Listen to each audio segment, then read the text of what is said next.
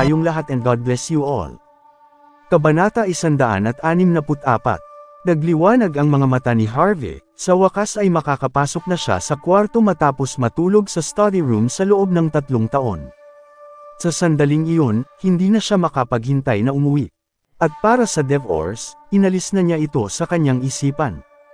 Nangalit ang mga ngipin ni Jake, at hindi niya mapigil ang tumingin ng masama kay Cecilia.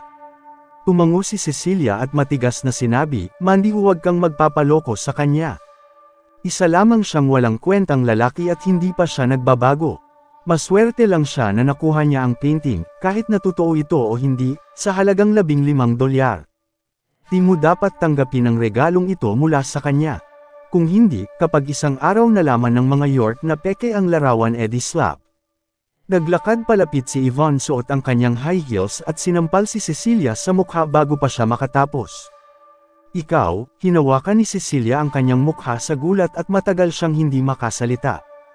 "Ano?" Mukhang galit si Yvonne. "Wala akong pake kung ano ang relasyon na mayroon kayong dalawa, at wala akong pake kung nagbibiro ka o kung sarkastiko ka. Subalit, hindi ko hahayaan ang kahit sino na insultuhin ang reputasyon ng mga York. Kaming mga York ay patas magnegosyo, bukod pa sa tunay ang larawang ito, at kahit peke man ito, napagpasyahan naming bilhin ito. Bakit ka ba nangingialam sa mga ginagawa namin? Wala kang kinalaman dito." Walang masabi si Cecilia, masyadong nakakatakot si Yvonne at hindi niya ito matapatan. Nanginig siya sa takot mula pa lamang sa titig ni Yvonne. Hindi na siya nang ahas magpatuloy sa pagsasalita, naupo na lamang si Cecilia sa isang sulok at nanahimik na ito. Sa sandaling iyon, hindi niya nakilala na si Yvonne ang nagmamaneho ng Ferrari. Kung nalaman niya, baka nahihina siya sa takot, at saka, babalaan kita muli. At kapag narinig ko pang sabihin mo na ikaw ang mapapangasawa ng aming CEO, malubha ang magiging kamatayan mo doon pagkatapos. Kusang lumingon si Yvonne para sulyapan si Harvey matapos magsalita. Umalis lamang siya nang makita niya itong tumungo ng bahagya. Napakalakas ng aura ni Yvonne kapag hindi niya kasama si Harvey. Hindi niya kailangang magpanggap, kontrolado ng aura niya ang mga tao. Namangha si Dawson na nasa di kalayuan, mahusay ang ginawa ni CEO York. Bukod sa siniguro niya na hindi mapupunta sa kamay ng ibang tao ang painting. Hindi rin niya nilantad ang pagkatao niya, kumbaga, ginamitan ito ni Harvey ng poging diskarte. Magaling at napakahusay niya mag-isip ng solusyon at tamang paraan. Pero sa sandaling ito, napaisip si Dawson, hindi siya makakapayag na matapos ng ganito ang nangyari, kailangan niyang mag-isip ng ibang paraan. Kailangan niyang kunin ang loob ni CEO York, patapos na ang auction dahil sa nangyaring gulo. Biglang nagtanong si Mandy, "Harvey, sasama ka ba sa akin?" Nagdalawang isip si Harvey, hindi dahil sa ayaw niya, kundi dahil ginamit niya ang Bentley ng kumpanya para makarating sa auction. Kapag menaniho niya ang Bentley, hindi ba't mailalantad niya ang kanyang pagkatao? Nakita ni Jake na nanahimik si Harvey, pagkatapos ngumiti siya at sinabing, "Miss Zimmer, kahit hindi isang luxury car ang BMW ko, mahalaga pa rin iyon para sa akin. Ayaw kong may sumakay na mahirap sa kotse ko." Malinaw ang gusto niyang sabihin, ayaw niyang isama si Harvey. Umasim ang mukha ni Mandy nang marinig niya ang mga sinabi ni Jake. Dumating siya dito sakay ng kotse ni Jake, kahit na gusto niyang umalis kasama si Harvey, hindi naman nila kayang lakarin pa uwi, di ba? Napakalayo ng mountaintop villa sa syudad, kahit na maglakad sila, hindi sila makakarating ng bahay nila ngayong gabi. Nagpatuloy si Jake nang makita niyang samimangot si Mandy. "Miss Zimmer, ayaw mo bang makilala ang senior management ng York Enterprise? Pwede kitang dalhin dun ngayon, kung gusto mo, ha?" Ito ay. Lalong nagdalawang isip si Mandy, mas importante para sa Zimmer family ang investment. Kapag hindi nila nakuha yun baka mabankrupt ang Zimmer family. Hindi mapigil ang magsalita ni Harvey nang makita niya ang nakakainis na pagmumukha ni Jake. "Pasensya na, pero hindi na kailangan ng asawa ko na makilala ang senior management ng York Enterprise. Nakipag-usap na sa amin si Miss Xavier, kung kaya pwede namin siyang puntahan kung kailangan." Tanga ba siya?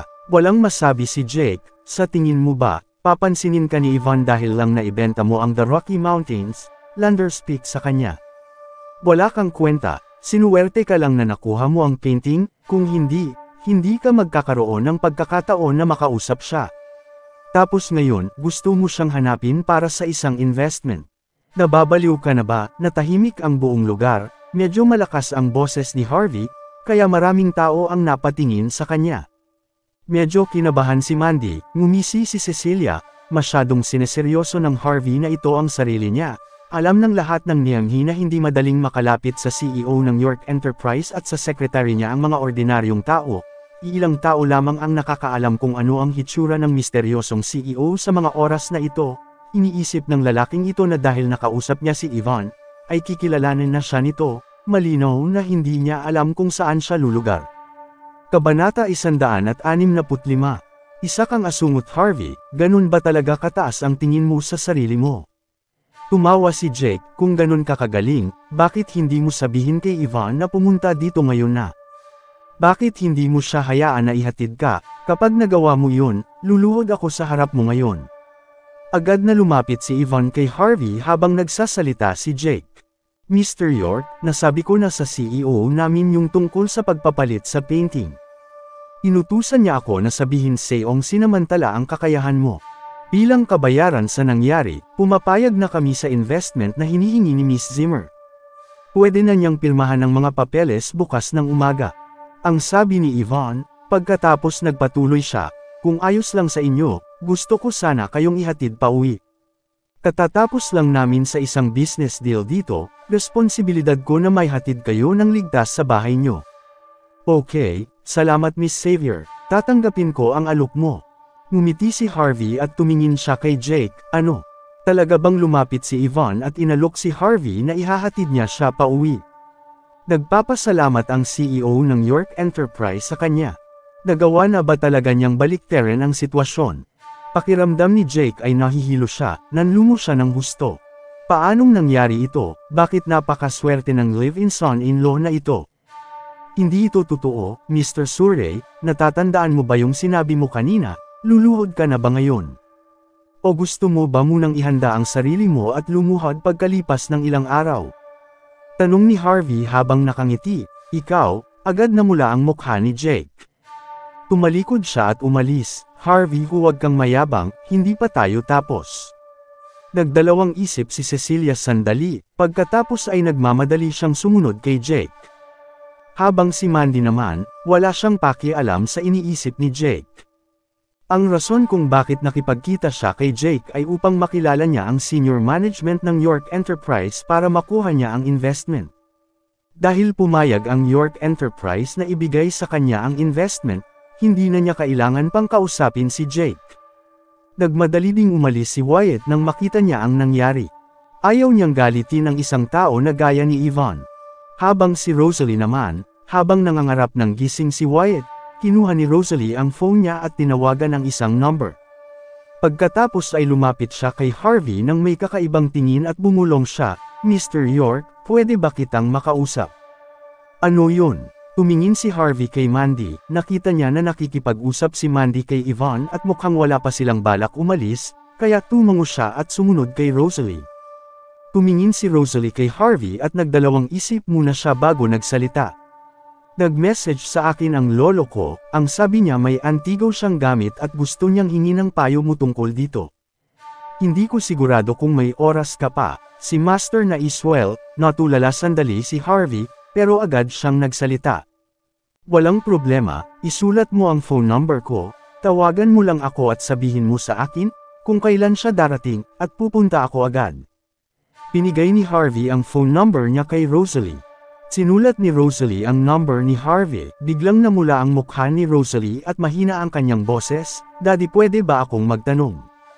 Nabigla si Harvey, hindi siya makapanilwala sa kanyang narinig niya at nagtanong siya, Miss na Iswell anong tawag mo sa akin? Daddy, tumingin ng masama si Rosalie kay Harvey, pagkatapos tinagat niya ang kanyang labi at bumulong, pinaninindigan naming mga naiswell ang mga sinabi namin. Dahil nakipagpustahan ako sa iyo, tutuperin ko ang sinabi ko. Hindi mo na kailangang sabihin na tabla tayo, kung talo ako, talo ako. Salamat kasi hindi mo ako ipinahiya, tatawagan na kitang daddy kapag tayong dalawa lang simula ngayon. Lalong namula ang mukha ni Rosalie pagkatapos niyang sabihin iyon. Walang masabi si Harvey pagkatapos, pabiro niyang sinabi na, "Miss na Iswell, alam ba ng nanay mo na may isa ka pang daddy?" Ikaw, bumilis ang tibok ng puso ni Rosalie, at pakiramdam niya ay umiinit ang kanyang mukha. Ang sama mo, hindi niya inaakala na sasabihin iyon ni Harvey. Talaga bang isang walang kwentang live-in son-in-law si Harvey? Paano niya nagawang magsalita ng ganoon? Wala nang masabi si Harvey nang makita niyang natataranta si Rosalie. Sinong nagsabi na manhid siya, natunaw ba niya ang malamig na puso ni Rosalie? Sa likod nila, namutla ang mukha ni Wyatt, nagbibiro ba ang live-in son-in-law na ito? Masaya siyang nakikipag-usap kay Rosalie. Nagbubulungan sila at nagtatawanan, hindi ba siya natatakot na baka mahuli siya ng asawa niya? Sa sandaling iyon, napansin din nila Yvonne at Mandy sila Harvey at Rosalie. Kahit nag-uusap silang dalawa, na-distract pa rin sila ni Harvey. Walang duda na muling naging pinakagwapong lalaki sa loob ng silid si Harvey. Wala nga lang siyang ideya. Kabanata 166. Hindi nakaimik si Harvey nang makita ang nanginginig na katawan ni Rosalie. "Miss Rosalie, pwede bang huwag ka sanang kumilos ng ganito? Baka isipin ng iba na tinutokso kita. May asawa na ako, hindi ako ganoong klaseng tao." Ngumisi si Rosalie at mahinang sinabi, bago makapagsalita si Harvey. "Narinig ko, kahit 3 taon ka ng kasal sa iyong asawa, pareho ninyong hindi pa nagagawa ang bagay na iyon, at ni hindi mo man lang nahawakan ang kamay niya. Totoo ba ito? Anong bagay?" Tanong ni Harvey, habang lumilipad ang kanyang isip. Pinadyak ni Rosalie ang kanyang mga paa, habang pulang-pula ang kanyang pisngi. Ang bagay na nangyayari sa pagitan ng mag-asawa, lalong hindi nakaimak si Harvey. "Ikaw, isang dalisay at inosenteng binibini, ay nakatingin sa akin ng may malaking mata at tinatanong ako ng ganyang tanong. Hindi ko alam kung papaano ko sasagutin iyan." Gayunpaman, tila wala nang magawa si Harvey matapos siyang titigan ni Rosalie sa mahabang panahon. Sa wakas ay bumuntong hininga siya at sinabi, "Well, hindi ka nagkakamali." "Ayos," mahinang sinabi ni Rosalie. "Ha?" Samimangot si Harvey. "Anong mabuti, sa pag-alam sa nakakahiya kong kwento? Pwede ba, huwag kang maging ganito miss? Well, tatawagan kita agad pagdating ng lolo ko. Kung mayroon kang oras, baka pwede tayong magkainan." Mali ibig kong sabihin, pwede tayong kumain sa labas ng magkasama. Hindi ka tatanggi, di ba? Tuwang-tuwa si Rosalie ngayon, at hindi na siya ang kalaunay isang stone-cold fox na laging nag-iisa. Nag-isip sandali si Harvey, saka ngumiti at tumungo, "Sige." Medyo maimpluwensya ang mga na-Iswell sa Southlight, lalo na si Master na Iswell. Tiyak na isang taong karapat-dapat na kaibiganin si Master na Iswell, at siguradong hindi niya sasayangin ang pagkakataong ito. "Okay, tatawagan kita sa lalong madaling panahon, hindi na kita guguluhin ngayon, Daddy." Pinulong ni Rosalie ang huling salita, saka mabilis na umalis. Tumingin si Harvey sa kanyang likuran, at wala siyang imek. Ano ang ibig sabihin nito? Kung tinawag din siyang ama, habang ginagawa ang mga bagay na iyon. Kinilig si Harvey, hindi niya dapat isipin ito. Parehong nakatingin sa kanya sina Yvonne at Mandy nang maglakad siya pabalik sa kanila. Nagkibit balikat si Harvey at sinabi, "Pupunta sa Niamhi si Master na Iswell.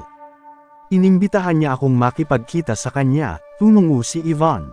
Talagang kahanga-hanga ang kanyang CEO, maging si Master na Iswell ay nais na makilala siya. Nagtaka si Mandy tungkol dito, at nagtanong, "Harvey, bakit?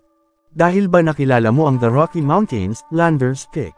Siguro, ngumiti si Harvey, nabatid ni Yvonne na ayaw itong pag-usapan ni Harvey, kaya't sinabi niya, "Paano kung ihatid ko na muna kayong dalawa? May mga gagawin pa ako mamaya, kaya hindi ako makakapaghapunan kasama kayo." Tumungo si Harvey at sinabi, "Sige, salamat sa iyong konsiderasyon." Napaka-considerate ni Yvonne, napakaswerte ng lalaking pakakasalan niya sa hinaharap. Tumalikod si Yvonne at saka ngumiti, saka naglakad papunta sa parking lot. Gayunpaman, nagbago ang ekspresyon niya nang tumalikod siya. Matatanggap niya si Mandy dahil asawa siya ni Harvey, pero paano naman itong si Rosalie? Playboy ba itong loko kong CEO? Hindi isang playboy ang CEO. Napakagaling lang talaga niya, nais pa rin ng mga babaeng ito na magpa-impress sa kanya kahit sobrang low-key na niya. Sa sandaling iyon, lihim na nangako si Yvonne na susubukan niyang ilayo ang mga malalanding kababaihan mula sa CEO. Hindi masyadong nag-isip si Harvey, napatingin siya sa magandang mukha ni Mandy matapos sumakay sa kotse. Nasa sabik siya ngayong gabi, matutulog siya sa kwarto, di ba? Sa Villa Zimmer, naghihintay na sa sala sina Lillian at Cynthia nang bumalik sila. Hindi ganoon kalaki ang circle ng high society, alam nilang dalawa ang insidente kung saan labis na sinuwerte si Harvey. Naibigay niya kay Mandy ang diamond ring na forever mine. Si Cynthia ang unang lumapit kay Mandy at hinawakan ang kanyang kaliwang kamay nang pumasok silang dalawa sa bahay. Patuloy na nakatingin si Cynthia sa paligid nito, pagkatapos ay masayang nagtanong. Ate, ito ba ang legendary na diamond ring na pinangalanang The Forever Mine? Oo, bahagyang tumungo si Mandy habang masayang nakangiti. Hindi lamang isinuko ni Harvey ang The Rocky Mountains, Landers Peak para sa kanya. Ngunit nagkaroon din siya ng pagkakataong makilala si Yvonne ang secretary ng CEO ng York Enterprise. Ito ang kauna-unahang pagkakataon na naramdaman ni Mandy na ang kanyang live-in husband ay maasahan sa loob ng 3 taong kasal sila. Pinigay ito sa akin ng brother-in-law mo, nahihiyang sinabi ni Mandy. Umungol si Cynthia at sinabing, ate narinig ko ang tungkol dito.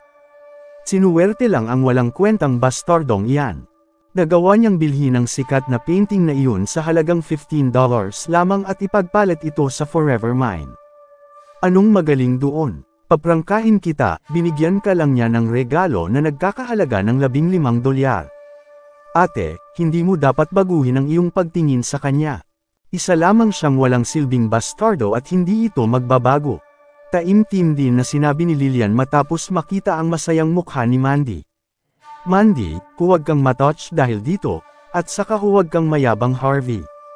Anong maganda sa isang $15 na regalo? Kung binili niya ang diamond ring na ito gamit ang kanyang sariling pera, kikilalanin ko ang kanyang kakayahan. Pero sinuwerte lamang siya, Mandy, kailangan mo pa rin siyang hiwalayan, naiintindihan mo ba? Habang si Harvey ay tahimik lamang na nakikinig iniisip nito na, sarap pagsusungal-ngalan ng pera ang mga bunganga ng mga mag-iinang ito, pasalamat lang kayo at naging kapamilya lang kayo ng asawa kong si Mandy, kung hindi ipapatapon ko kayo sa isang isla na puno ng ahas para tuklawin iyang mga bunganga yung mga poking ina niyo, naiiling na napangiti na lamang si Harvey.